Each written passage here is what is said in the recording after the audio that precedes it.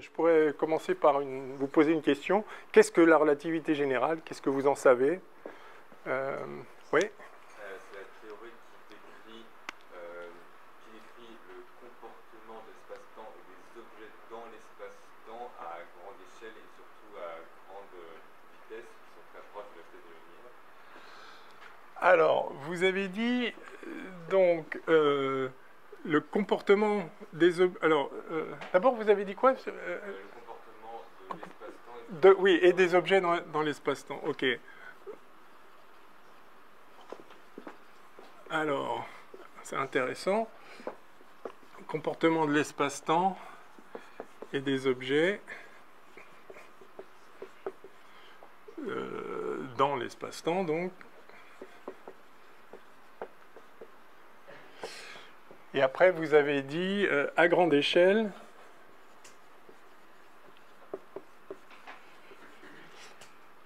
et à grande vitesse. Tout le monde est d'accord avec ça? Oui. Grande vitesse, je pense pas. Alors, la notion de vitesse est relative au référentiel. Oui, la vitesse est relative à un référentiel, effectivement, et effectivement aussi, l'espace-temps est ce qu'il est, qu'on se déplace vite ou pas, donc, mais comme vous dites, de toute façon, ça dépend du référentiel. On va y revenir sur cet aspect-là. À grande échelle aussi, il manque un mot-clé là-dedans. Ah, c'est aussi une théorie de la gravitation.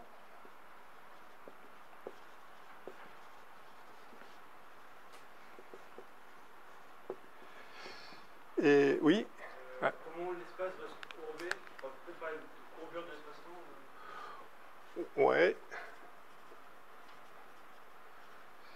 Là. Relativiste. C'est une théorie de la gravitation relativiste. Relativiste. Alors, en quel sens relativiste? Dans le sens où la théorie de Newton de la gravité, elle n'est pas compatible avec des principes de la relativité. Donc, j'imagine, par exemple, le fait que l'information de la gravitation se propage plus vite, instantanément. Ouais. Donc, relativiste au sens non newtonien et propagation instantanée. Ouais.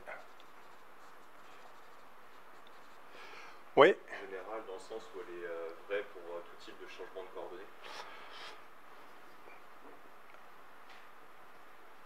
Alors, vrai, quel que soit le changement de coordonnées. Oui. Oui. C'est la distribution de masse dans l'univers qui est à l'origine de ce phénomène. Ok. La courbure est liée à la distribution de masse. Oui.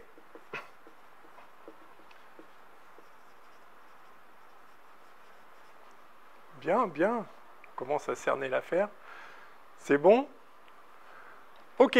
Alors, oh là, c'est dangereux ça, il y a de l'eau là. Je vais me casser la figure. Alors c'est intéressant parce que donc il y a plusieurs mots-clés, évidemment. L'espace-temps, la courbure, la distribution, enfin, je ne vais pas tout souligner, mais gravitation, bien sûr, relativiste en ce sens-là. Donc ça, c'est effectivement, il y a... Oui. Il y a aussi le terme non inertiel qui... Le terme non inertiel qui correspond mieux à la relativité générale qu'à la relativité. Non inertiel, qu'est-ce que vous appelez non inertiel? Des mouvements accélérés et avec des forces. Genre, je sais qu'en relativité extrême, on ne s'intéressait pas trop à ces mouvements-là, parce que ça correspondait pas trop. Alors,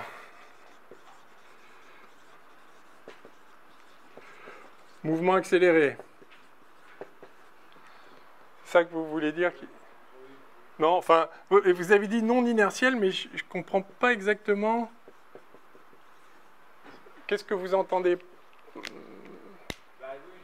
des mouvements accélérés en gros. Ouais. Ok.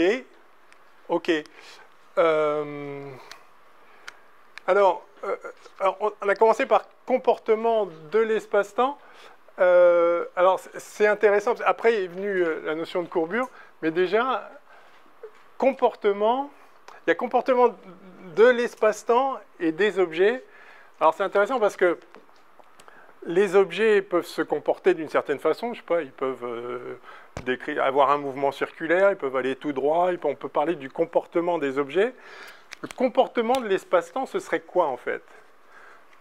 Ouais. La façon dont il se courbe, dont il est plié, dont il se contracte et il s'étend, comme par exemple avec les vagues gravitationnelles. Très bien, mais quand vous dites la façon dont il se courbe, se contracte, oui. La façon dont sa métrique est définie. La façon dont sa métrique est définie. Mais vous voyez qu'il y a deux choses quand même un peu contradictoires, parce que d'une part, il y a l'idée qui est derrière le mot comportement, que l'espace-temps va évoluer, et qui peut évoluer, comme vous dites, il s'étend, il se contracte, etc. Mais est-ce que l'espace-temps peut évoluer? L'espace-temps, c'est tout, non? L'espace peut évoluer éventuellement, si vous définissez un espace, mais l'espace-temps, il est donné tel quel. L'espace-temps, il est ce qu'il est. Néanmoins, c'est vrai que l'espace-temps étant donc l'ensemble de tous les événements de l'univers, du passé, présent au futur, il faudra voir si ces mots-là conservent un sens d'ailleurs. La réponse est oui, mais peut-être un peu amendée. Vous savez déjà, avec la relativité restreinte, la notion de simultanéité doit être abandonnée purement et simplement, en tout cas de manière absolue. Mais vous voyez que donc l'espace-temps lui-même, il ne peut pas évoluer. Donc l'idée que vous avez, quand vous dites oui, mais l'espace-temps, il peut être plus ou moins courbé, etc. Oui. Peut-être qu'on peut dire que par rapport à DS, l'espace-temps est constant, mais il peut évoluer localement. Et plus généralement, si par exemple j'ai une étoile qui se déplace, Ouais. là où l'étoile courbe l'espace-temps d'endroit, l'espace-temps est décourbé, je dirais, à un autre. Donc ça reste constant. Oui, mais encore une fois, vous parlez d'une dynamique de l'espace-temps plutôt que dans l'espace-temps. Et le problème est là, c'est-à-dire que, en fait, ce que j'essaye de vous faire voir, c'est que il va falloir penser non plus comme une évolution des choses, enfin, en l'occurrence de l'espace-temps, on peut penser l'évolution d'un système au sein de l'espace-temps en quelque sorte, si on considère un événement concernant un système, par exemple ce stylo, il est là maintenant il est là, on peut dire il s'est passé quelque chose, ça a évolué, la situation a évolué, mais si je considère l'espace-temps lui-même, ce que vous percevez derrière l'idée qui peut évoluer, c'est en fait sa forme. C'est-à-dire c'est une structure interne. L'espace-temps, il est donné une fois pour toutes, c'est l'espace-temps. Chaque élément de l'espace-temps, vous savez comment on appelle un point de l'espace-temps? Un événement, absolument. Donc chaque événement existe dans l'espace-temps. Un événement, ça n'évolue pas. C'est un élément, il est là. Et donc, c'est quelque chose d'un peu bizarre, parce qu'évidemment, on a une expérience de la réalité physique en termes d'évolution. Encore une fois, il y a un passé, il y a un futur, il y a du mouvement. Dès lors qu'on parle de mouvement, on a le temps en quelque sorte extérieur. Le temps est ce qui marque l'évolution, deux instants séparent deux situations qui sont différentes, mais si on unit l'espace et le temps dans un espace-temps, du coup, c'est juste un autre point. Le plus tard, c'est juste un autre point. D'accord ? Et du coup, si vous avez tout ça qui est là, c'est ça l'espace-temps, on ne peut pas dire que l'espace-temps évolue.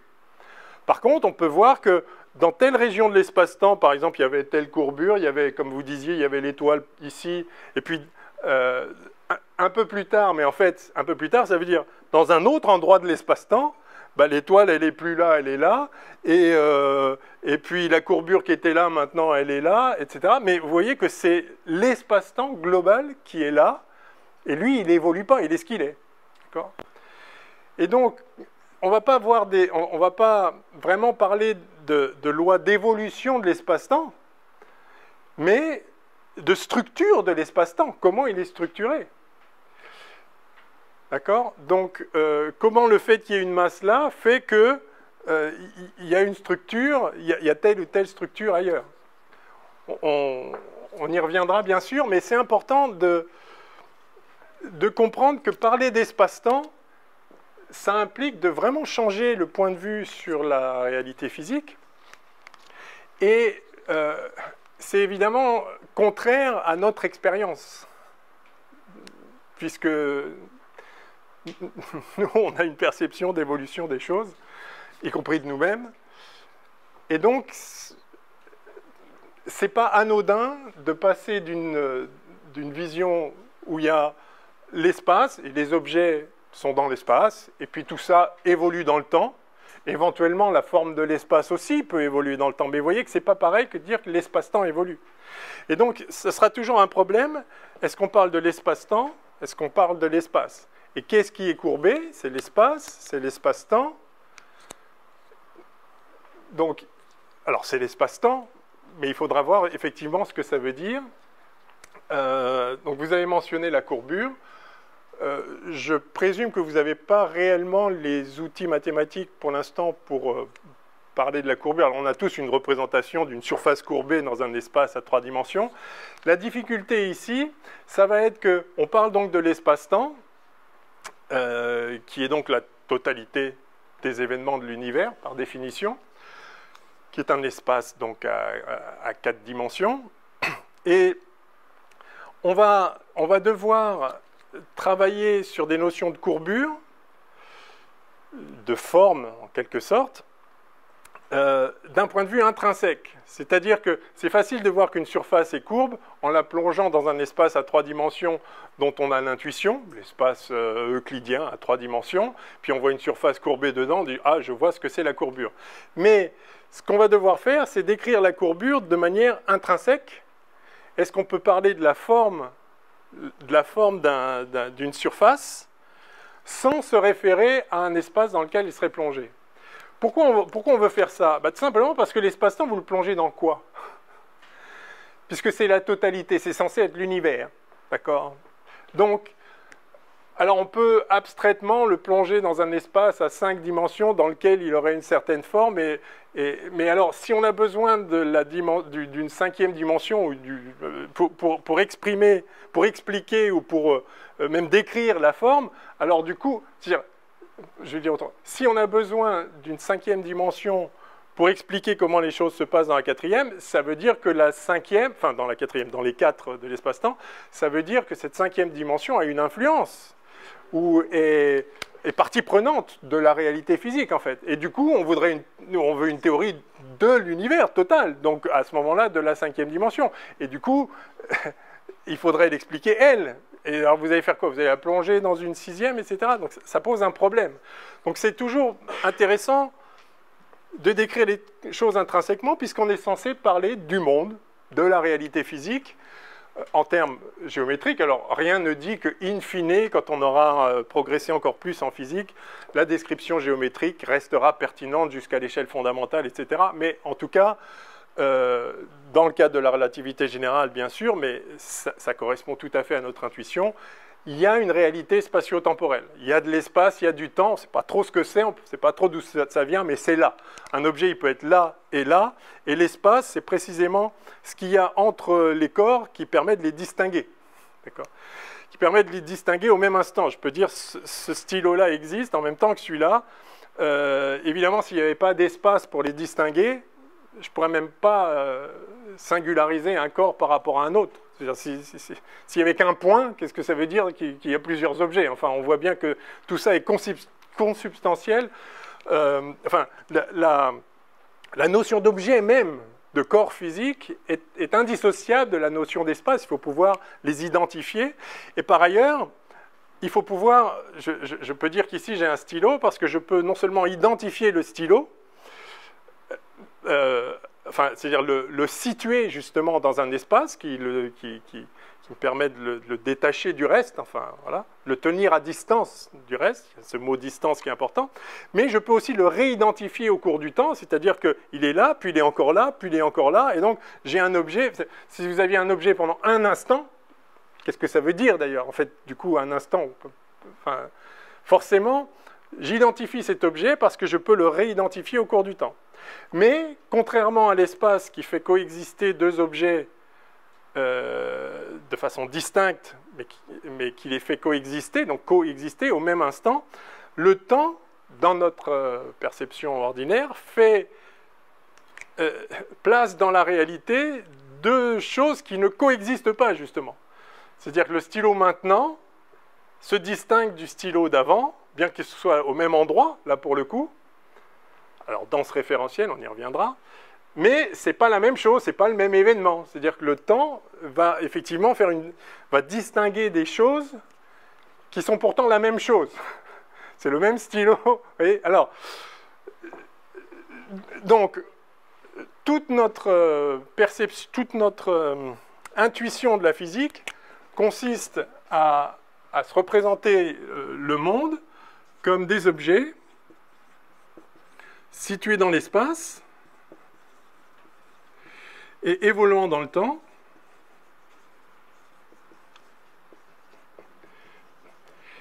Et puis, on constate qu'il y a des régularités dans la manière dont les choses évoluent. Et c'est-à-dire, si je lâche un corps, il tombe. Si je le lâche encore, il tombe encore. Puis si je le lâche encore, il tombe encore. C'est-à-dire, on sent bien qu'il y a ce qu'on appelle des lois, selon des lois physiques, qui semblent universelles, sur lesquelles on ne peut rien faire. Alors, je peux empêcher que le stylo tombe en le retenant, mais si je ne le retiens pas, ben, il tombe encore, et ça, j'y peux rien. Voilà. Donc ça, c'est un peu c'est l'intuition qu'on a de la réalité physique, et c'est ça qui constitue la physique classique.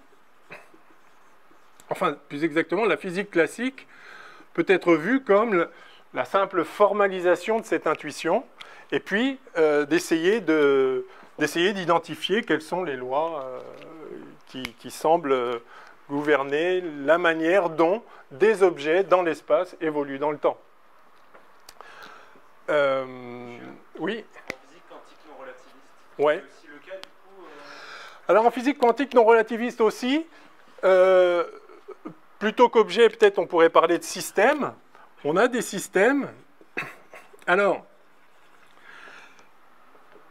ils ne sont pas forcément dans l'espace 4D au sens ordinaire, mais on a des systèmes qui sont dans un certain état. Alors c'est pareil en physique standard classique, hein, donc le stylo, il est dans un certain état, il a une certaine température, il a un certain endroit, il peut avoir une certaine vitesse aussi. Donc, vous posez la question en physique quantique, il y a l'équivalent pour un objet d'être à un certain endroit, ça va être, on va dire, d'être dans un certain état de position. Donc il peut y avoir un état de position. Alors il y a un état tout ce qui peut être, ça peut être la température, ça peut être encore une fois, je ne sais pas, le spin. Voilà, on peut être dans différents états. Mais il y a des états de position. Alors la particularité de la physique quantique, c'est que si vous pouvez être dans un certain état, et puis dans un certain autre état, vous pouvez être dans toutes les combinaisons linéaires de ces états.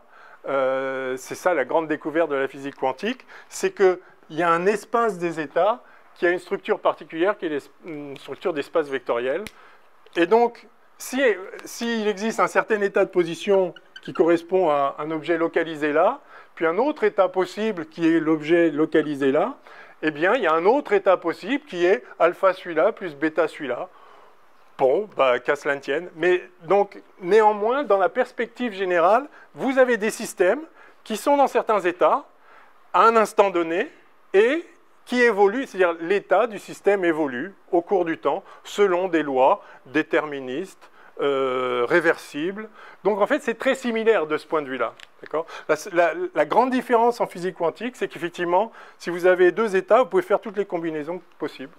Et de là découle plein de choses, l'intrication, etc., etc. Donc, effectivement, ça reste, de ce point de vue-là, la physique quantique reste conforme à notre intuition qu'il y a des choses, des objets, des systèmes physiques, qui sont dans un certain état à un certain instant et qui évoluent dans le temps selon des lois. Pourquoi on disait tout ça? Oui, donc, oui, c'est ça. Donc, on a une intuition d'espace, on a une intuition de temps. Quant à dire ce que c'est que l'espace et le temps, je crois que personne n'est capable de faire ça aujourd'hui. Par contre, on a tous cette intuition et à l'origine de cette intuition, il y a une notion de distance qui construit cette notion d'espace, c'est-à-dire que c'est vraiment une notion première. Il semble que dans la réalité physique, il y a un sens à dire qu'il y a une certaine distance entre deux points, que c'est quelque chose d'objectif. Et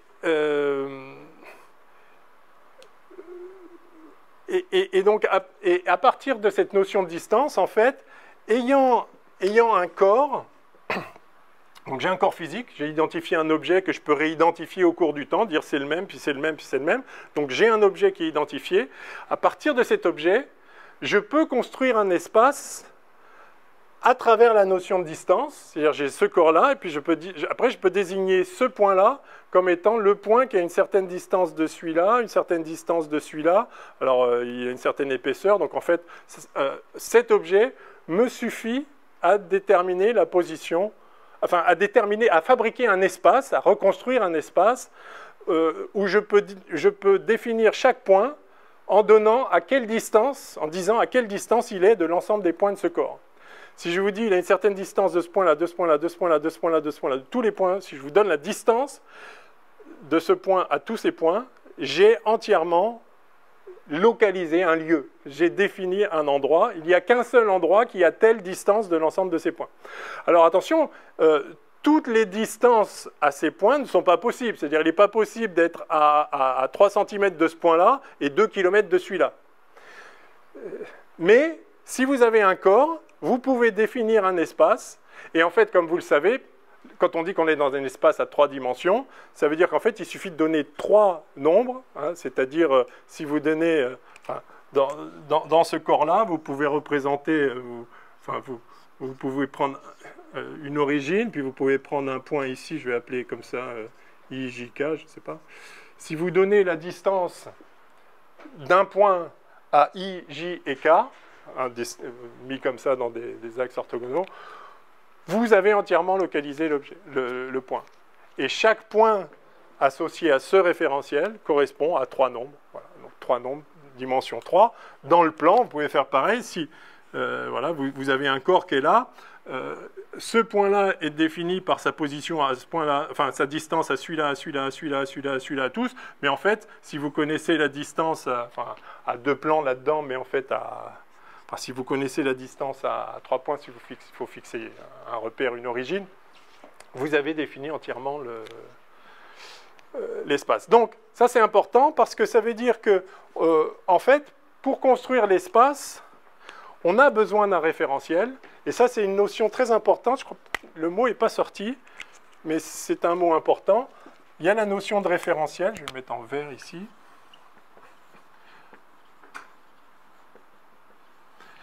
Mais c'était sous-jacent quand vous avez parlé de mouvement accéléré, quand vous avez dit aussi que la vitesse dépend du référentiel. Et il y avait un autre... Oui, alors, changement de coordonnées, on va voir comment c'est relié à la notion de référentiel. Enfin, vous le savez, mais c'est bien de poser les choses, parce qu'en réalité, un des apports majeurs de la relativité restreinte, c'est que la notion de référentiel, en fait, on n'en a plus vraiment besoin. Et quand on passe en relativité générale, on voit qu'en fait, elle est mal définie. Mais déjà en relativité restreinte, la notion de référentiel pose problème. On va le voir tout de suite. Mais donc, vous avez un corps. À partir de ce corps-là, vous pouvez fabriquer un espace, construire un espace à partir de la notion première qui est une notion de distance. Distance entre deux points de l'espace. Mais vous voyez tout de suite que, c'est pour ça que la notion de référentiel est indissociable de tout ça, vous voyez tout de suite que pour définir un point comme le point qui est à telle distance de l'ensemble des points de ce corps-là, il faut que je dise que ce corps-là, il reste au même endroit. C'est-à-dire, justement, je repère des points par rapport à ce corps-là. C'est en ce sens-là que ça constitue un référentiel, c'est par rapport à lui. Parce que sinon, ce point-là, par rapport à la voiture qui est en train de passer là-bas, ce point-là, c'est plus le même point. Chaque point est une trajectoire en réalité. Et puis, vous savez que la Terre tourne sur elle-même, vous savez que la Terre tourne autour du Soleil. Donc quand je dis ce point-là, de quoi je parle en fait?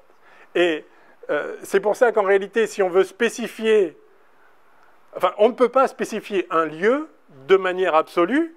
Par contre, on peut dire ce point-là maintenant.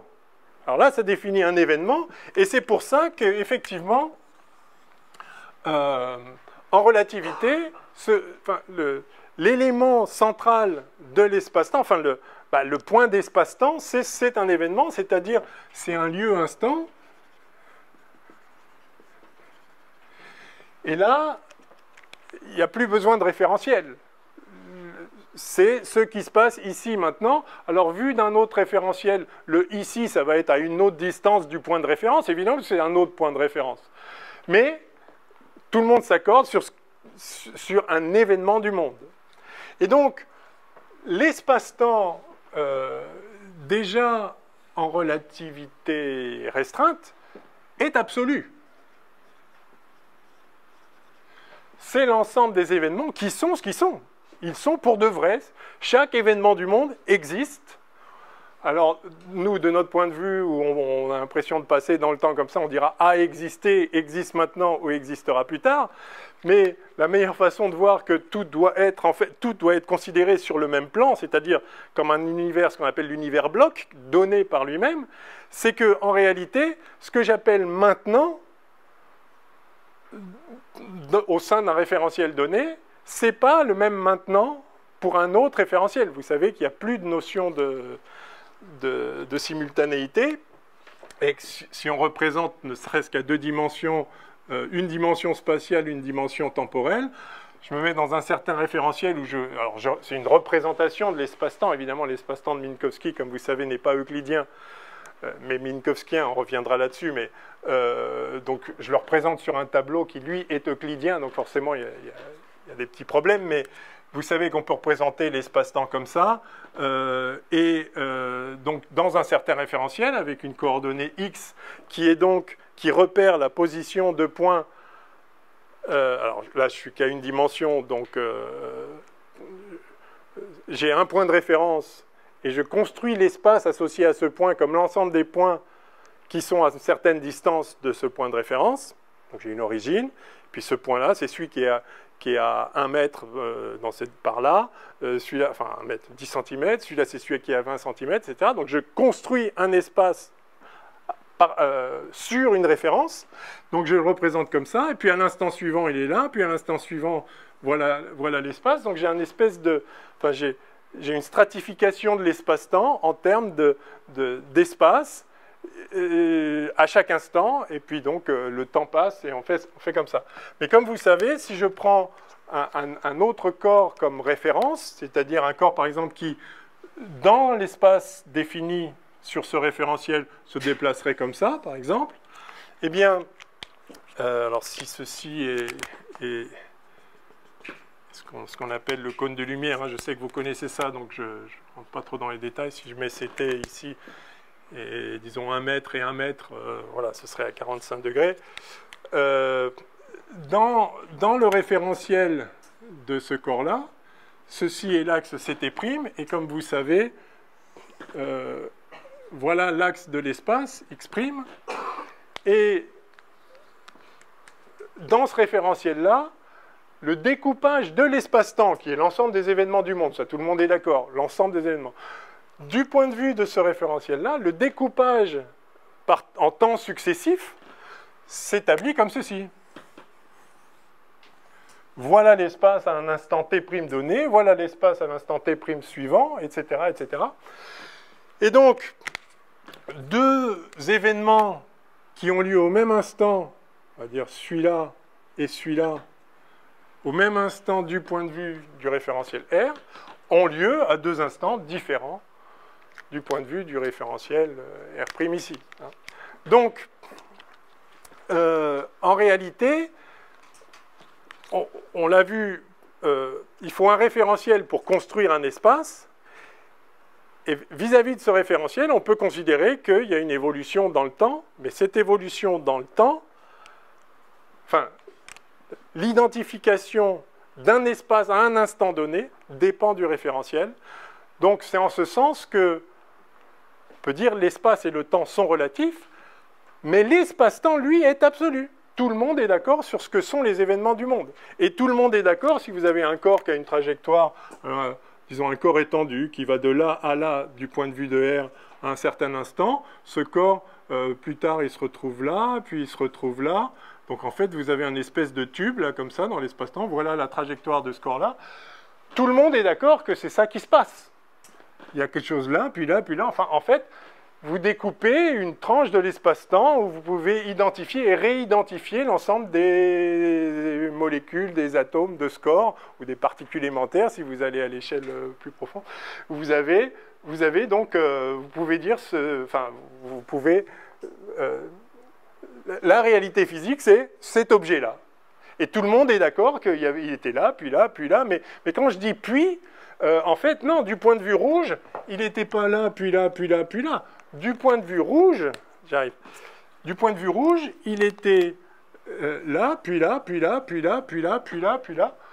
Donc, le découpage de l'espace-temps en tranches de temps successives est relatif. Mais, et c'est ça qui est puissant dans la description de l'espace-temps, c'est que l'espace, enfin, tout le monde est d'accord sur voilà le monde. Le monde, c'est ça, c'est l'ensemble de ces choses-là dans le monde. Donc vous avez des structures de l'espace-temps, dans l'espace-temps, si on considère les objets au sein de l'espace-temps, et ça, c'est complètement absolu.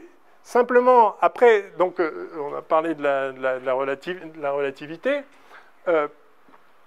et vous avez parlé aussi de changement de système de coordonnées. Alors, donc ça, c'est une des choses importantes parce que, enfin, que je veux corriger. Mais, donc, il est clair que si c'est ça le monde, c'est ça qu'on veut décrire, et peu importe qu'on choisisse de découper l'espace-temps, c'est-à-dire l'univers entier, comme ça, ou autrement. Peu importe aussi si on choisit de prendre des coordonnées, ou comme ça. J'ai l'espace-temps, je repère les points comme je veux. Je n'ai pas besoin de choisir un référentiel particulier, je n'ai pas besoin de choisir un référentiel galiléen particulier. Je dois pouvoir décrire ce qui est du point de vue de l'espace-temps lui-même. Et donc, ça c'est une première misconception, comme on dit en français. Enfin, pardon ? Oui, c'est ça, une fausse idée que quand on fait de la relativité restreinte, on ne peut pas faire n'importe quel changement de coordonnées et qu'on est obligé de faire que des changements de coordonnées avec la transformation de Lorentz, quoi.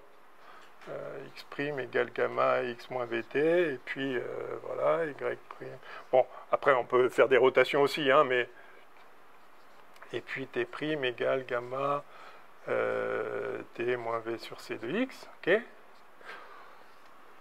Et qu'on ne pourrait pas se mettre dans un référentiel accéléré, par exemple.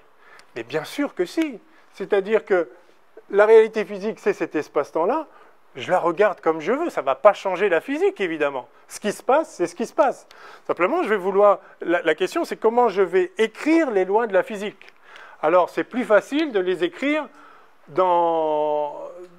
avec un système de coordonnées qui capture un certain nombre de propriétés de l'espace-temps, de sa structure proprement dite. De même que en physique parfaitement classique newtonienne, je peux décrire le mouvement d'un corps que je lance dans un champ de pesanteur comme ça, que je lance et puis voilà, qui va retomber, qui décrit une trajectoire. Est-ce que je suis obligé de prendre des coordonnées cartésiennes pour décrire ce mouvement-là? Bien sûr que non.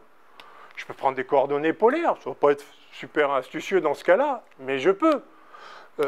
Par contre, si je décris un mouvement circulaire uniforme, par exemple, j'ai plutôt intérêt à prendre des coordonnées polaires, parce qu'au lieu d'écrire x égale, en prenant le centre ici, r cos oméga t et y égale r sin oméga t, le même mouvement, je peux l'écrire en coordonnées polaires, ben, r égale grand R et θ égale oméga t. Voilà. C'est le même mouvement. Je décris avec d'autres coordonnées. Alors du coup, évidemment, ça s'écrit différemment, mais la loi physique reste la même. La loi physique, si par exemple ça c'est la Lune qui tourne autour de la Terre, la loi physique c'est m dv sur dt égale, donc m de la Lune égale, moins g masse de la Lune, masse de la Terre, sur R2 où R est la distance Terre-Lune. Bon, voilà. Ça, c'est la loi. Après, et puis il manque le U, là, U dans la direction. Enfin, bon, bref, vous connaissez ça. Cette loi-là, justement, je peux l'écrire d'une manière qui est indépendante des coordonnées. Mais après, je peux choisir les coordonnées que je veux. Et encore une fois, je peux aussi choisir des coordonnées comme ça. Alors, le mouvement circulaire uniforme en coordonnées cartésiennes, enfin, avec le x qui va bien, etc., avec l'origine au centre, le mouvement, il s'écrit comme ça. En coordonnées polaires, il s'écrit comme ça. En coordonnées biscornues comme ça va s'écrire un peu moins joliment. Mais je peux parfaitement le faire. Il n'y a aucun interdit physique. Enfin, ce serait même complètement contraire à l'idée même de loi physique si j'étais incapable... Enfin, si j'étais incapable de les écrire d'une manière indépendante du système de coordonnées. C'est ça la clé. C'est que je dois pouvoir... Enfin, les lois physiques, quelles qu'elles soient, il est certain d'une chose, il est certain que elles sont ce qu'elles sont indépendamment du système de coordonnées que moi je choisis pour représenter les choses et pour traduire les grandeurs physiques qui sont pertinentes en termes de nombre de coordonnées rapportées à un système particulier. Évidemment, la physique se moque de savoir comment moi je regarde les choses, enfin, quelles coordonnées j'attribue à quel point. Quelqu'un avait levé la main? Non? Ok. Donc ça c'est important. Déjà en relativité restreinte, et déjà en physique newtonienne, les lois de la physique sont forcément... forcément ne dépendent pas de la manière dont je décide de considérer ce qui se passe. C'est-à-dire que je dois chercher une expression des lois en termes d'objets intrinsèques, c'est-à-dire en termes d'objets qui ne sont pas conditionnés par mon choix de coordonnées.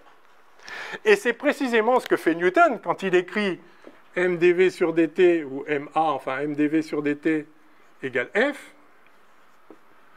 Il n'y a aucun système de coordonnées là-dedans. Alors par contre, il y a le choix d'un référentiel, parce que v dépend du référentiel. Mais, et c'est ça, c'est comme ça qu'apparaissent les notions de référentiel galiléen, qui posent problème, on y reviendra. V dépend du référentiel, mais dv non. Dès lors qu'on a deux référentiels qui sont en translation uniforme les uns par rapport aux autres, si vous avez V dans un certain référentiel, bah dans l'autre référentiel, vous allez avoir, je sais pas, V', enfin, si V' si R', si la vitesse de R' par rapport à R, pardon. Ah, il y a carrément de l'eau qui tombe là. Ah, c'est pour ça. D'accord. Ok. J'espère que c'est de l'eau. Bon. Qu'est-ce qu'on disait? Oui, donc si la vitesse de R' par rapport à R, c'est V0 constant, alors si un corps se déplace à vitesse V dans le référentiel R, il se déplace à la vitesse V' égale V moins V0 dans l'autre référentiel. Et du coup, si V0 est constant, vous voyez que V' est différent de V, évidemment, parce que vous ne rapportez pas au même référentiel, mais D de V' est égal à dV, si V0 est constant. Et donc, ça a l'air de dépendre du référentiel, mais en fait, non. On a une loi entre vecteurs. Parce que le vecteur, il est ce qu'il est, peu importe comment moi je le regarde. Alors, en relativité restreinte, quand on fait apparaître l'espace-temps, et on va voir ce que ça implique réellement, on a déjà un peu vu, mais ben c'est pareil. Alors, on peut écrire dans un référentiel donné, c'est-à-dire dans un choix particulier de système de coordonnées, on peut écrire les lois, ben, on va retrouver ça, relativité restreinte, mais en réalité, si on veut décrire la réalité spatio-temporelle, on va utiliser des grandeurs qui sont définies intrinsèquement indépendamment du système de coordonnées, et on va écrire en fait les lois avec des quadrivecteurs. Je ne sais pas si vous avez mis 2 flèches pour les quadrivecteurs ou pas. Enfin, en tout cas, vous avez des vecteurs à 4 dimensions, et du coup, ils sont ce qu'ils sont. Après, vous pouvez prendre les coordonnées de ce quadrivecteur dans un référentiel donné, c'est-à-dire le rapporter à un certain espace particulier construit sur le corps en question, et au temps particulier construit sur le corps en question, ou bien le rapporter à un autre corps, etc. Mais c'est le même quadrivecteur. Et donc les lois de la physique s'expriment, enfin, disons, on est content, la physique a bien fait son job quand elle a réussi à écrire les lois en termes d'objets qui sont indépendants du système de coordonnées. Comment ça pourrait en dépendre? Puisque le choix est arbitraire. Ok, donc, et effectivement, c'est ce qu'on fait, on identifie des quadrivecteurs et on écrit les lois de la physique en termes de quadrivecteurs. Alors on va faire pareil évidemment en relativité générale, mais donc il y a cette généralisation là est pas liée au fait que on peut faire n'importe quel changement de coordonnées. On peut toujours faire n'importe quel changement de coordonnées. Le monde est ce qu'il est, on le regarde comme on veut. Encore une fois, on peut même choisir des coordonnées complètement débiles qui vont rendre, si on le traduit en termes de composantes, ça va être l'enfer, mais ça reste vrai. D'accord? Bon. L'autre chose aussi, c'est que, voilà, mouvement accéléré, mouvement non inertiel, donc il y a une autre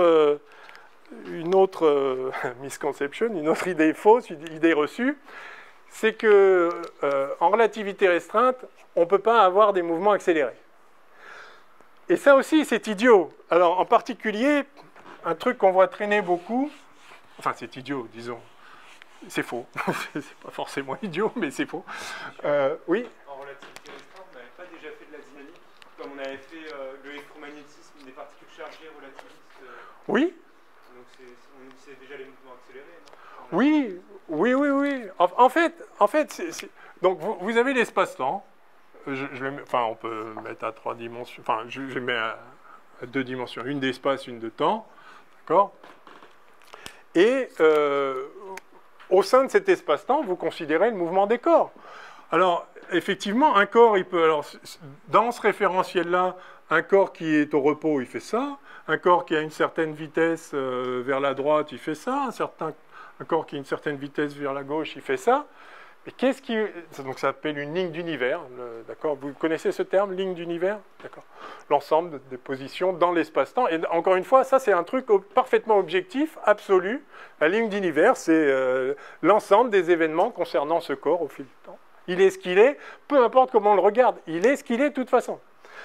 Et rien n'empêche d'avoir un corps qui fait ça, qui est accéléré vers la droite, puis vers la gauche, qui ralentit, qui repart à gauche. Ça, c'est une trajectoire qui est accélérée. Oui, et alors, je ne peux pas la traiter en relativité, je peux traiter que des choses qui vont tout droit. Ça n'a absolument aucun sens. Bien sûr qu'on peut suivre le mouvement de n'importe quel corps en relativité restreinte. On a l'espace-temps, il est ce qu'il est, et les corps, ils ont le mouvement qu'ils ont. Dès lors qu'il y a une force, il y a une accélération. Donc, alors souvent on dit, oui, mais on ne peut pas, nous, être dans un référentiel accéléré. Mais enfin, on fait ce qu'on veut. Si on est capable de traiter une particule qui elle-même est accélérée, parce que sinon on ne fait pas de physique, hein, s'il n'y a aucune force qui s'exerce sur aucun corps, ok. Donc si on est capable de traiter le mouvement d'une particule qui est accélérée, pourquoi on ne pourrait pas l'appliquer à notre propre référentiel, enfin, donc c'est vraiment, ça n'a pas de sens de dire une chose pareille. Enfin, ça a un sens, mais encore une fois, c'est pas du tout ce que dit la relativité, et en particulier, ça c'est un truc qu'on voit traîner beaucoup, avec le fameux paradoxe des jumeaux. Vous avez un premier jumeau, là, vous avez Alice et Bob, là c'est toujours Alice et Bob les jumeaux. Vous avez Alice qui reste là, et il y a Bob qui fait ça et qui revient. Et puis, donc ils ont le même âge ici, puis quand ils arrivent là, ils n'ont plus le même âge. Et c'est mystérieux. Alors c'est pas du tout mystérieux, ils n'ont pas fait le même chemin dans l'espace-temps. Pourquoi ils auraient le même âge? Puisque le temps qui s'écoule, c'est la longueur du trajet dans l'espace-temps. Ça, c'est intéressant, ça. Parce qu'en réalité, prenons Alice. Donc Alice, je vais changer de couleur ici. Bob, il va être bleu. Et Alice, elle est verte. Alice est verte. Voilà la trajectoire d'Alice dans l'espace-temps. Alors on dit, elle reste immobile, elle. Oui, enfin, elle est immobile dans ce référentiel-là. En réalité, rien n'est immobile dans l'espace-temps, on avance dans le temps. C'est-à-dire que quand on ne bouge pas dans l'espace, on bouge quand même. On bouge dans le temps. C'est la définition du temps. C'est ce qui distingue des événements qui ont lieu au même endroit. Alors, on peut aussi parler du temps ailleurs, mais justement, c'est là qu'intervient le problème, puisqu'on sait bien en relativité restreinte, on sait bien que parler de maintenant ailleurs, ça n'a pas de sens, puisque ça dépend de mon mouvement. Maintenant, pour moi, sur le mur là-bas, je peux définir un maintenant là-bas, mais si je me déplace, le maintenant là-bas, c'est plus le même, puisque on incline le découpage, enfin on change le découpage en tranches temporelles de la réalité physique. Donc maintenant ailleurs, ça ne veut rien dire. Par contre, maintenant ici, ça veut dire quelque chose. Et donc, quand je suis immobile dans un certain référentiel, le mien, je suis toujours immobile dans mon référentiel par définition, en réalité, je me déplace dans l'espace-temps dans la direction du temps. Et donc la direction du temps, c'est précisément tout le temps la direction de ma trajectoire dans l'espace-temps. Et donc, pour Alice, voilà la direction du temps, en permanence. Alors vous allez dire, c'est toujours la même. Oui, c'est toujours la même direction du temps, et c'est ça la clé. Et voilà la direction du temps pour Bob. Soit, on fait ce qu'on veut. Tout se vaut. L'espace-temps, il est ce qu'il est, de toute façon. Moi, je peux prendre une droite comme ça et dire c'est ça le temps. Je peux la prendre comme ça et dire c'est ça le temps. Alors, une chose que je ne peux pas faire, c'est dire ça, c'est le temps, parce que ça, c'est la structure spatio-temporelle. Et là, c'est là où je voulais remplacer comportement par structure. Il se trouve, on a identifié que dans l'espace-temps, l'espace-temps, en tant qu'objet géométrique, ce n'est pas un espace-temps euclidien, il est minkowskien, c'est-à-dire que si vous faites des produits scalaires entre vecteurs, ça peut être positif, négatif ou nul. Et le temps, alors je ne sais pas qu'est-ce que vous avez choisi comme convention, plus ou moins. Moi, en général, je mets le moins du côté du temps. C'est-à-dire j'écris le ds2 comme moins c2 dt2. Vous avez vu, hein, ça, ds2, ça vous parle? Vous faisiez le contraire? Mince. Bon. Enfin, c'est un choix comme un autre, mais... Vous avez tous utilisé le contraire? Ah, non? Pas tous. Bon, enfin bref. Bon, on est d'accord que ça ne change rien, c'est une convention. Mais toujours est-il que... donc si on choisit cette convention-là, du coup... le temps est dans une direction où la norme est négative, ou sinon positive. Et donc, on ne peut pas choisir n'importe quelle direction comme direction du temps. Mais à part ça, donc voilà la direction du temps pour Bob, voilà la direction du temps pour Alice. Et donc,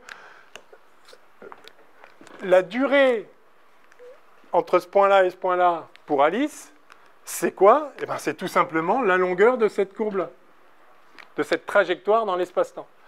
Pour Bob, pareil, Bob, il s'est déplacé que dans le temps, par rapport à lui-même. Donc, le temps qui s'écoule, c'est cette longueur-là. et donc vous allez d'un point à un autre en suivant deux chemins différents, évidemment la distance, la longueur n'est pas nécessairement la même.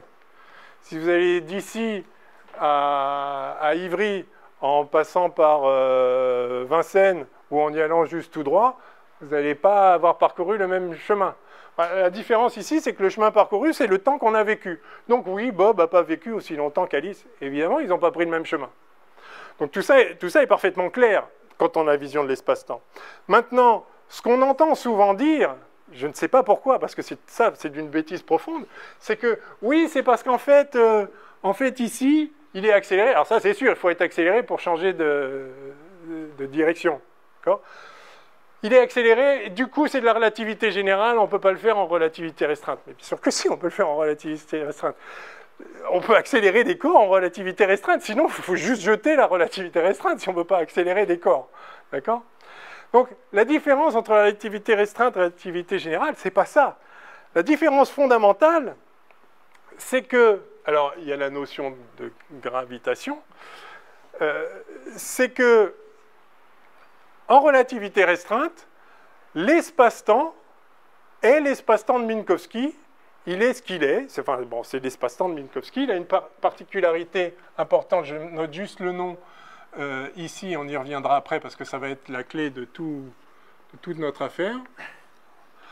C'est un espace affine. Il est ce qu'il est. Il a une métrique. Alors, donc, dans ma convention, c'est comme ça. Dans celle que vous avez utilisée, c'était peut-être 1, moins 1, moins 1, moins 1, enfin peu importe. Il y a une métrique qui est ce qu'elle est. Elle est la même partout. Et donc c'est très simple. En gros, c'est comme un espace euclidien, plat, bien joli, bien euclidien, comme on connaît depuis des milliers d'années. Enfin, Euclide, ça fait juste 2 et quelques, mais c'est notre espace-temps, notre espace intuitif. Donc de la même façon, l'espace-temps de la relativité restreinte, qui s'appelle l'espace-temps de Minkowski, c'est un espace où, partout, à tout endroit de l'espace-temps, Minkowski, l'espace est le même, il a la même structure, et il a la structure minkowskienne, très bien. Et donc, il n'y a pas de courbure, enfin, il est ce qu'il est partout. Voilà. Et la différence, c'est qu'en relativité générale, on fait sauter cette propriété, c'est-à-dire que on dit, attendez, c'est pas sûr que l'espace-temps ait cette forme-là, voyons voir quelle forme il pourrait avoir. Parce que Einstein a compris, on va y venir, que on peut décrire la gravitation comme non pas comme une force au même titre que les autres qui agit dans l'espace-temps, soit dans l'espace de newtonien, soit dans l'espace-temps de Minkowski, mais on peut traiter la gravitation comme un effet de la courbure, comme un effet géométrique de l'espace-temps. Alors on va voir pourquoi et on va voir comment, mais donc la particularité de la relativité générale par rapport à la relativité restreinte, c'est simplement qu'on n'impose pas la forme, on n'impose pas a priori la forme, la structure géométrique de l'espace-temps. Et c'est tout. Et alors évidemment, c'est un peu plus compliqué mathématiquement, on va voir pourquoi et comment, encore une fois, mais l'idée, c'est que ça permet de comprendre les effets gravitationnels. Et donc, en relativité restreinte, on ne peut pas traiter la gravitation. On ne peut pas mettre la gravitation dans la relativité restreinte, parce que, comme quelqu'un l'a dit, fort justement, parce que la gravitation qu'on connaît avant la relativité générale, c'est la théorie de Newton, et elle nous dit que elle donne la force de gravitation, je l'avais écrite là, ça donne la force de gravitation, et donc si je change la position d'une masse, instantanément, je change la force partout. C'est-à-dire, si je suis là, j'attire tous les corps vers moi ici, je me mets là, j'attire tous les corps vers moi ici,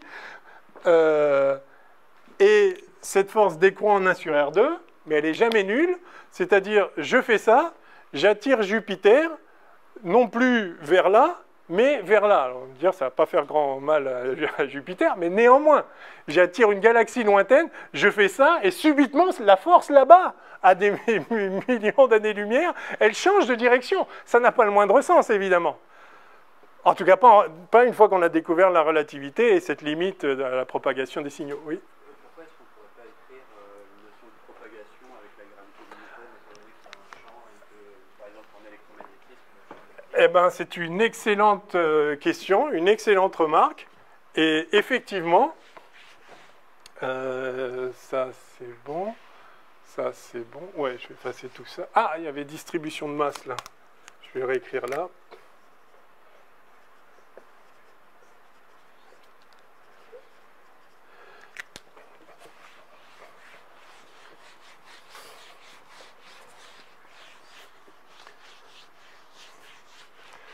Alors, ça aussi, on a réglé l'affaire des mouvements accélérés. On peut toujours accélérer les corps, même en relativité restreinte, heureusement. Changement de coordonnées, on fait le changement qu'on veut, évidemment, puisque c'est notre choix. OK, donc vous avez dit, mais pourquoi on ne pourrait pas résoudre le problème comme on l'a résolu en électromagnétisme? Effectivement, on a résolu le problème, parce qu'il y a une analogie formelle que vous connaissez tous et qui est évidente. 1 sur 4 pi epsilon 0 Q1, Q2 sur R2, on va dire la force que 1 exerce sur 2, voilà comme ça, pardon. Et puis pour la gravitation, moins G M1, M2 sur R2, U1, 2. OK. On s'en est sorti là, on devrait pouvoir s'en sortir là. Comment on s'en est sorti? Effectivement, on a fait apparaître un champ. C'est-à-dire en électrostatique, il n'y a pas de problème. Si rien bouge, OK, il n'y a pas de problème de propagation.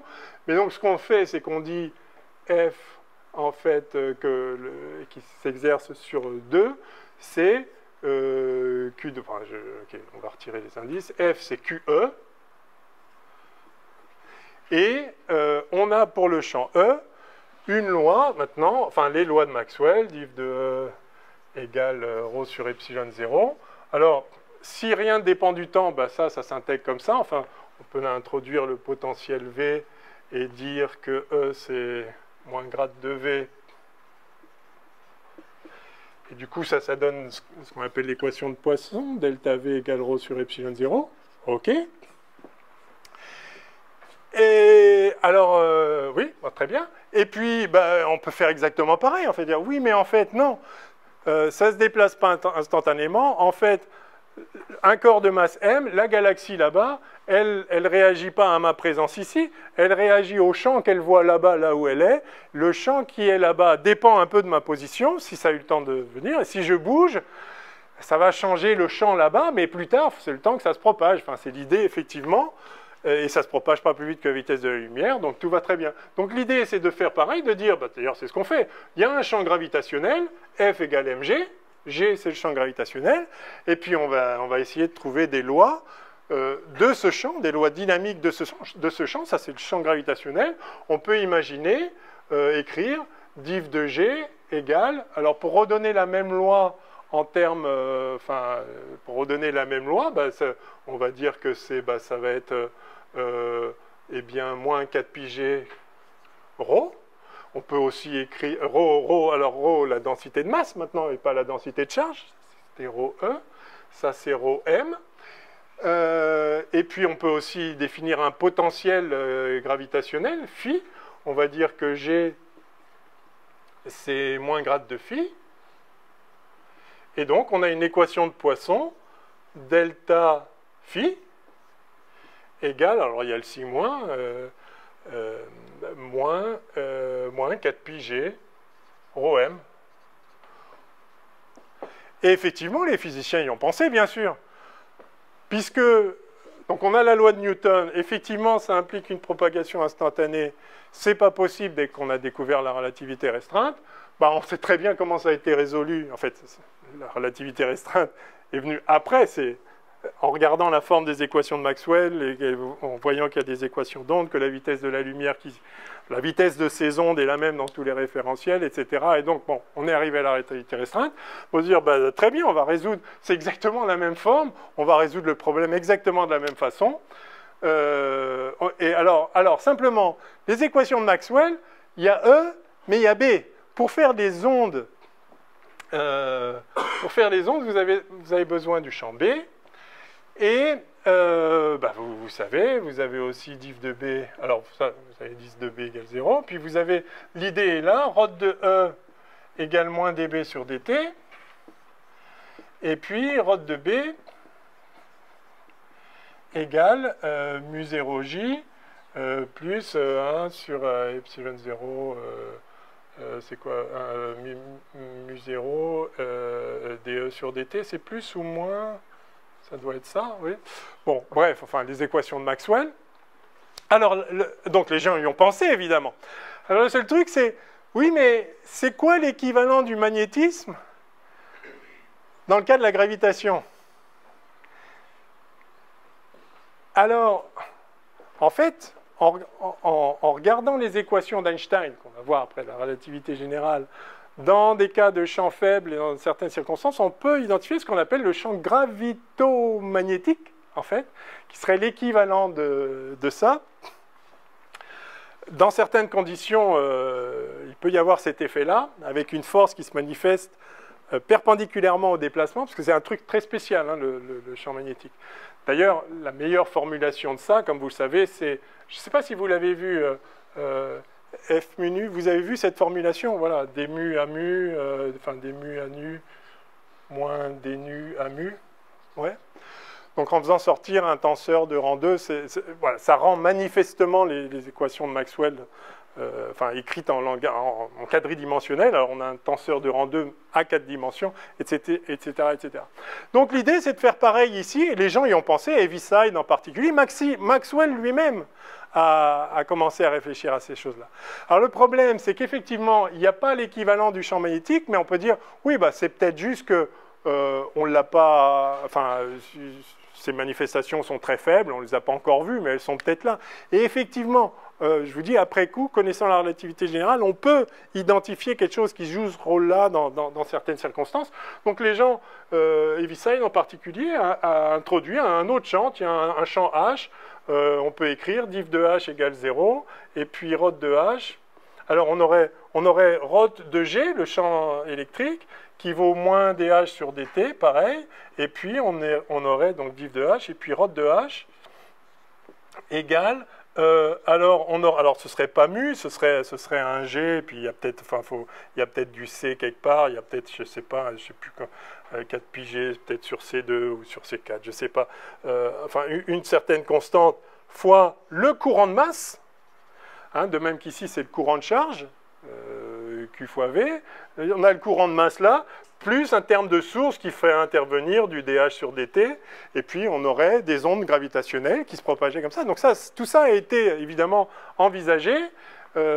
Alors, ça n'était pas très concluant, ça n'a pas vraiment marché. Alors maintenant, évidemment, on sait pourquoi. C'est parce que, en réalité, la gravitation, c'est un effet de la courbure de l'espace-temps, etc. Maintenant qu'on a la relativité générale, on comprend pourquoi... Enfin, il n'y avait pas d'espoir comme ça, mais il y a une autre chose profonde, et c'est important de le constater dès maintenant, donc c'est bien que vous souleviez cette question. Donc, le problème de la propagation instantanée, on sait comment ça a été résolu, et forcément ce sera résolu de la même façon. Donc ça, déjà, ça donne un indice important, c'est-à-dire que c'est résolu par le fait que non, on ne réagit pas à la présence d'un corps ailleurs. On réagit, et la physique est locale de toute façon, ça c'est un truc que je peux noter aussi parce qu'on le recommentera, on réagit à ce qu'il y a là. Et ce qu'il y a là peut être influencé par ce qu'il y a ailleurs, bien sûr, c'est comme ça qu'on peut interagir quand même avec... on n'est pas seul au monde, en quelque sorte, mais les choses se propagent de proche en proche dans l'espace-temps, et il y a une vitesse limite qui est donnée par la structure même de l'espace-temps, qui n'est pas non plus une magie particulière, c'est que... enfin, bon, je ne refais pas la relativité restreinte, mais donc c'est la structure de l'espace-temps qui fait qu'il y a une limite à la vitesse qu'un corps physique peut avoir dans l'espace. Oui, donc ce sera résolu de la même façon. Donc on va décrire la gravitation de toute façon en termes d'un champ. On réagit au champ local, et par contre, le champ va évoluer en fonction de ce qui est la source du champ. Dans le cas de l'électromagnétisme, la source du champ, ce sont les charges électriques et leur mouvement et leur courant. De la même façon, pour la gravitation, la source du champ, ce sont les masses, ou la densité de masse. Et leur mouvement, oui, parce qu'en fait, la source de la gravitation, et ça apparaît tout de suite quand on a fait de la relativité restreinte, c'est que la masse, c'est juste un cas particulier de l'énergie. C'est-à-dire que quand on écrit justement la physique en termes de quadrivecteurs, d'objets qui sont des propriétés intrinsèques, enfin qui sont des objets construits dans l'espace-temps indépendamment d'un système de coordonnées, vous savez qu'on peut écrire un quadrivecteur. Alors, on peut écrire un quadrivecteur position. Je mets 2 flèches comme ça pour les quadrivecteurs. Donc, CT et puis la position R dans un certain référentiel. Ça, c'est des coordonnées dans un référentiel donné. Ça, c'est un objet qui ne dépend pas du référentiel. Puis après, on avait le quadrivecteur, dr sur des taux, taux étant le temps propre du corps. Et puis, pourquoi je fais tout ça? Je me suis perdu. Ah oui, c'est ça. Voilà. Et puis après, effectivement, on a P égale MV. Merci. Et puis donc, ce quadrivecteur, du coup, c'est E sur C, et puis P standard, avec ici gamma MV, et ici gamma MC2. Dans le référentiel propre de la particule, gamma vaut 1, donc en fait, dans le référentiel propre, P c'est... oui, donc du coup c'est MC, pardon, MC est 0. Voilà. Donc la masse, si c'est la masse qui est la source du champ gravitationnel, en fait, dans un autre référentiel, la masse, il y a une partie énergie, impulsion, en fait, donc en fait c'est l'énergie qui est la source du champ gravitationnel. Donc, Monsieur, oui. Si c'est du coup l'énergie et l'impulsion qui sont la source en réalité du champ gravitationnel, enfin, que c'est pas seulement la masse, ou que c'est peut-être un peu plus général, est-ce que ça veut dire que la gravité peut être créée par des objets n'ayant pas de masse? Oui, oui, absolument, absolument. Ayant une énergie, dès lors qu'ils ont de l'énergie, absolument. Donc, par exemple, des photons peuvent créer... Absolument, absolument. Pourraient théoriquement créer... Absolument, ils le font, oui, oui, oui. Toute énergie, y compris le moment cinétique, ce qu'on appelle le stress, c'est-à-dire, on y reviendra, en fait, c'est ce qu'on appelle le tenseur énergie-impulsion,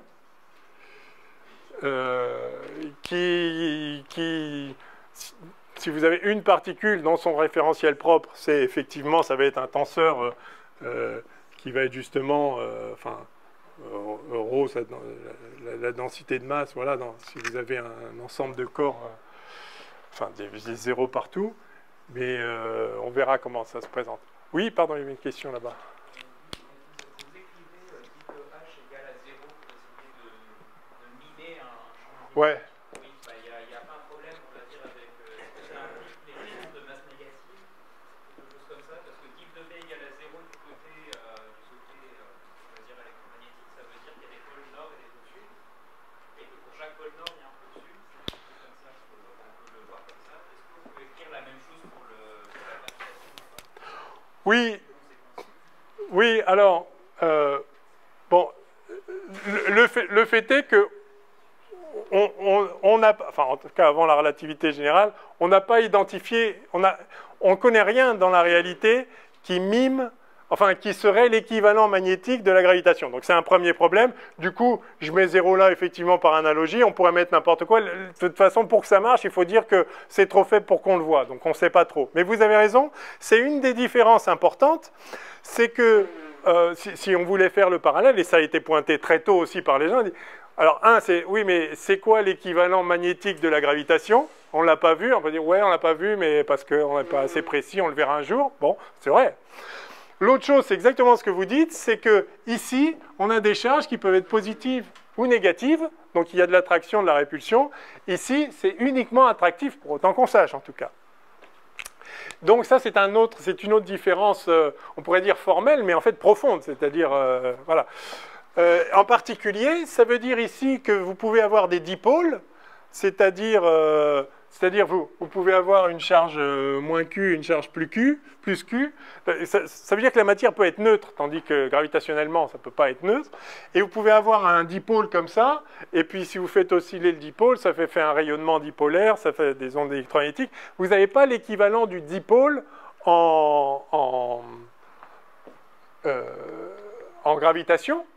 Néanmoins, il y a quand même des ondes, mais en fait, on verra, ou je ne sais pas si on verra, ou vous verrez après, en fait, les ondes gravitationnelles sont de nature quadripolaire en réalité. Le terme dipolaire, il n'est pas là. Donc effectivement, c'est une différence importante. Il y en a une autre qui est probablement la véritable, la plus profonde, et celle qui fait que non, ça ne marche pas comme ça. C'est que dans le cas de l'électromagnétisme, le champ électromagnétique, les ondes électromagnétiques, le champ électromagnétique n'est pas porteur de charge électrique. Le photon n'a pas de charge électrique. Enfin, le photon, déjà, je parle un peu de façon quantique, mais disons, les ondes, le champ E, lui-même n'est pas source de champ E. Or, et c'est exactement ce dont on parlait juste là, dans le cas de la gravitation, c'est justement, comme c'est l'énergie. En réalité, c'est pas. On dit c'est la masse. Oui, en Newton, c'est la masse. Mais dès qu'on a fait de la relativité restreinte, on sait que la masse, c'est de l'énergie, en fait. Et tout ça, on peut voir de la masse en énergie, etc., suivant le référentiel dans lequel on est. Donc, ça ne peut pas être juste la masse nue qui crée la gravitation, c'est l'énergie. Mais, et du coup, le champ gravitationnel, soit il n'est pas porteur d'énergie, et du coup, il ne peut rien faire. Donc, il ne peut pas communiquer du mouvement. Donc, il est porteur d'énergie, forcément. Même si c'est délicat à définir en relativité générale, mais le champ gravitationnel étant porteur d'énergie, lui-même va être source de gravitation. Et ça, ça fait que on a affaire à un problème qui est non linéaire. La masse ou l'énergie crée un champ qui lui-même est porteur de ce qu'il faut pour faire créer le champ. Et encore une fois, c'est exactement comme si le champ électrique était porteur de charge électrique. Et donc créer de façon non linéaire un champ lui-même. Et c'est là que l'analogie, en fait, tombe. Et on voit que c'est très lié à la particularité que, justement, la source de la gravitation, c'est l'énergie. Et donc, il y a un truc particulier, en fait. Puisque... je l'ai dit. Vous voyez en quoi c'est forcément non linéaire de ce point de vue-là. Donc les équations, et on le verra, les équations de la relativité générale sont non linéaires. Donc effectivement, dans la structure, dans l'idée, c'est ce que vous avez intuité tout de suite, effectivement, la solution au problème de l'instantanéité est toujours la même. C'est que, en fait, il y a un champ, et c'est le champ qui est responsable des mouvements, c'est-à-dire des actions gravitationnelles sur un corps. Ce n'est pas la présence d'un corps ailleurs. La Terre, elle n'a pas son mouvement parce que le Soleil est là-bas.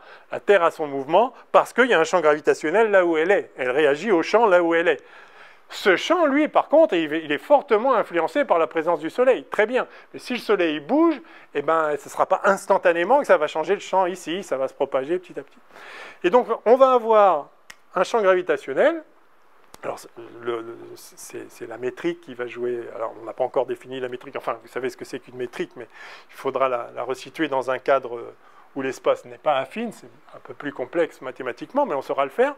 Donc, on va avoir un champ gravitationnel qui va être influencé effectivement par la distribution de masse, mais en fait de l'énergie, de manière générale.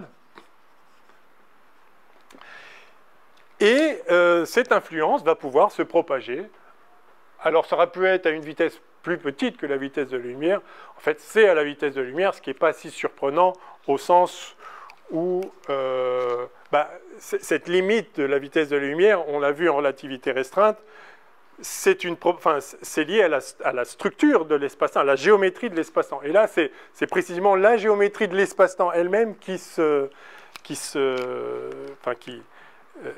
modifie de proche en proche. Enfin, vous voyez, j'emploie aussi un terme où ça se modifie. En réalité, non, c'est différent de proche en proche. Si on est dans l'espace-temps, c'est pas que ça se modifie. L'espace-temps est ce qu'il est. Mais entre ici et là, voilà, il y a une structure dont on peut, enfin, qu'on peut lire. C'est-à-dire, c'est ça après. On peut néanmoins. Donc, j'ai dit l'espace-temps est donné. Parce que voilà, tout est là, c'est l'ensemble des événements du monde. On peut néanmoins lire cet espace-temps, qui est l'univers en bloc, on peut le lire en choisissant, comme on le fait en relativité restreinte, en choisissant un certain référentiel, et du coup, on peut le lire comme une succession d'espaces à différents instants. On peut toujours faire ça. On peut identifier au sein de l'espace-temps qui est là, qui est ce qu'il est, qui est donné, on peut identifier des histoires. C'est-à-dire, on peut dire, ce corps-là, c'est le même que là. Et alors, c'est vrai qu'il y a une direction... ça pose problème, en fait. Mais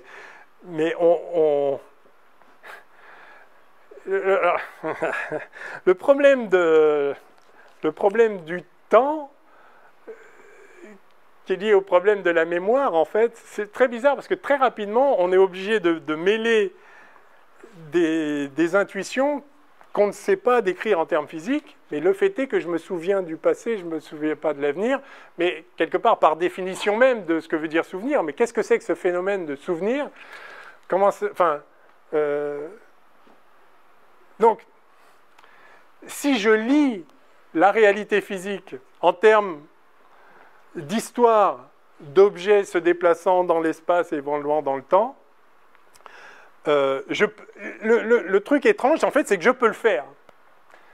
Et je peux le faire très facilement. Le pire, c'est qu'on ne peut pas faire autrement, en fait. On est tous entraînés dans cette histoire où on peut se mettre à l'extérieur et regarder l'espace-temps comme un bloc et voir les lois qui le concernent. La physique fait ça bien, jusqu'à une certaine limite, mais pas trop mal. La physique ne rend pas compte de la sensation de l'instant, de la mémoire, de la conscience. Enfin, pour nous, il y a du présent, alors que dans l'espace-temps, il n'y a pas de présent. C'est un peu embêtant, mais voilà, c'est comme ça. Je pourrais pas faire mieux que faire appel à votre intuition, mais c'est très facile, on l'a tous, cette intuition. Mais néanmoins, on va essayer de décrire ce qui se passe quand on regarde l'espace-temps comme l'ensemble des événements, et on s'aperçoit qu'il y a des structures, et on est capable donc de traiter l'évolution de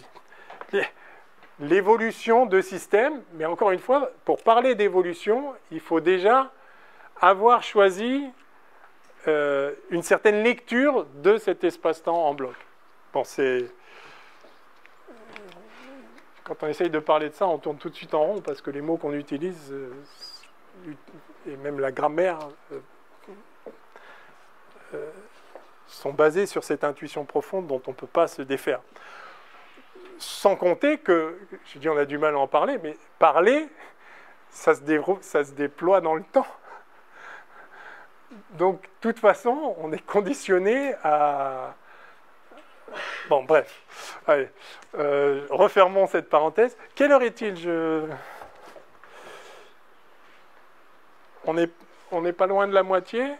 Ok, donc on va peut-être faire une pause, mais je regarde juste, pour préparer la deuxième partie, qu'est-ce qu'on a laissé en plan?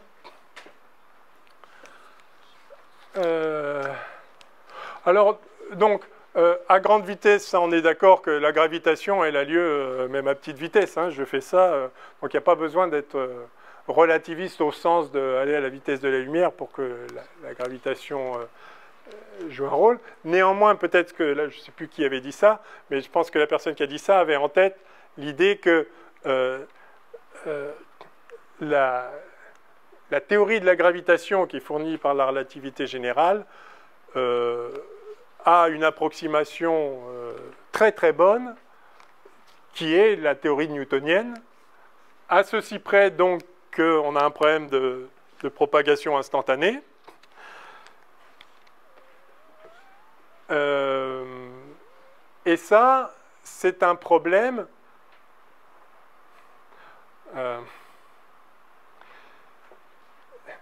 C'est un problème. Parce que, quand on fait de la relativité restreinte, on dit quand V est petit devant C, on retombe sur Galilée. C'est vrai. Mais là, on ne peut pas juste dire si V est petit devant C, on retombe sur Newton. Non, parce que même si Jupiter se déplace lentement, ou si moi je me déplace lentement, j'agis sur Jupiter. Enfin, oui, si ça se propageait instantanément, il faudrait que Jupiter se mette à bouger parce que je me déplace, mais instantanément. Alors peu, d'accord, mais c'est-à-dire, enfin, le problème de la transmission instantanée est pas lié à la vitesse. C'est-à-dire, comment dire? Oui, si j'attire un corps qui est pas loin de moi, si je me déplace, enfin, disons, s'il n'est pas loin, le temps que l'information passe d'ici à là, il est très faible. Enfin, très faible par rapport à quoi, vous allez me dire. Mais disons, voilà, la durée de propagation va être faible par rapport au temps d'évolution du système. C'est-à-dire si, enfin, on peut regarder... J'arrive pas à exprimer ce que je sens là, excusez-moi. Si vous voulez, il y a une échelle de temps de la dynamique ici. Par exemple, vous avez un corps qui tourne en rond. Voilà. Il y a une certaine échelle de temps. S'il fait le tour en 1 seconde et que vous regardez un objet qui est situé à 3 mètres, à la vitesse de la lumière, c'est quasi instantané. C'est-à-dire que en 1 seconde, l'information, elle est à 1 seconde lumière, c'est-à-dire très très très très loin, d'accord, à 300 000 km. Donc, pour des corps proches, on peut considérer que c'est instantané, ça ne changera pas. C'est ça que j'ai essayé de dire. Vous voyez ce que je veux dire? C'est-à-dire, donc, mais même si je vais doucement, pour un corps qui est loin, ça reste un problème, le problème de l'instantanéité. Donc, ce n'est pas juste un problème d'aller pas loin, d'aller pas vite, c'est de regarder des choses qui sont suffisamment proches pour que, compte tenu de l'échelle de temps dynamique du problème que je considère, on peut considérer que la transmission est instantanée. Mais si je regarde plus loin, bah, ce ne sera pas vrai. Donc, c'est pas... Vous voyez, il n'y a pas juste la vitesse qui intervient. C'est ça que j'essaye de dire. C'est qu'il y a aussi... Enfin, on parle d'échelle de temps. Donc, la vitesse, c'est la vitesse, mais il y a aussi la durée, enfin, la distance qu'on a à parcourir. Je ne sais pas si c'est clair. Et puis, à grande échelle... Alors ça, c'est pareil. Alors, est-ce que ce stylo est à grande échelle? Il subit la gravitation. Est-ce qu'une particule est à grande échelle? La particule subit la gravitation, effectivement. C'est-à-dire la pression est plus basse au niveau de la mer qu'en altitude. Pourquoi? Bah parce qu'il y a la gravitation. Pourtant, ça agit sur des molécules individuelles. Donc, certes, pour que la gravitation ait un effet notable, il faut mettre beaucoup de masse, c'est-à-dire il faut mettre beaucoup de particules, parce que la gravitation est une force très faible. Mais ça, c'était vrai aussi pour Newton. Hein, donc, il n'y a pas de... Enfin, l'échelle n'est pas particulièrement pertinente dans le changement de perspective entre la gravitation newtonienne et la gravitation einsteinienne, enfin relativiste. Et puis donc la vitesse non plus, peu importe. Un corps au repos courbe l'espace-temps de la même façon que s'il se déplace, parce que de toute façon se déplacer, ça ne veut rien dire. Donc, ok, donc je pense qu'on a fait le tour de ce qu'on avait là. Ok. Je vous propose de faire une pause et puis on viendra sur cette particularité qui est la clé de tout et malheureusement l'espace-temps de la relativité ne sera plus affine et on va voir tout ce que ça change et puis on parlera de la gravitation parce qu'en fait on n'a pas encore parlé de la gravitation. On a commencé à en parler de la particularité de la gravitation en disant que la gravitation crée un champ qui lui-même gravite, puisqu'il est porteur d'énergie, ou s'il n'y a pas d'énergie, du coup, c'est comme s'il n'était pas là. Donc, voilà. Mais il y a une autre particularité, et personne n'a mentionné ça, c'est le principe d'équivalence. Je pense que vous connaissez tous ça, et c'est ça qui va être la clé, et c'est ça qui a orienté Einstein vers l'idée que la gravitation, c'est pas une force comme les autres. C'est une force, en fait, qui peut être annulée. Bon, allez, on fait une pause, un petit quart d'heure, et puis on reprend.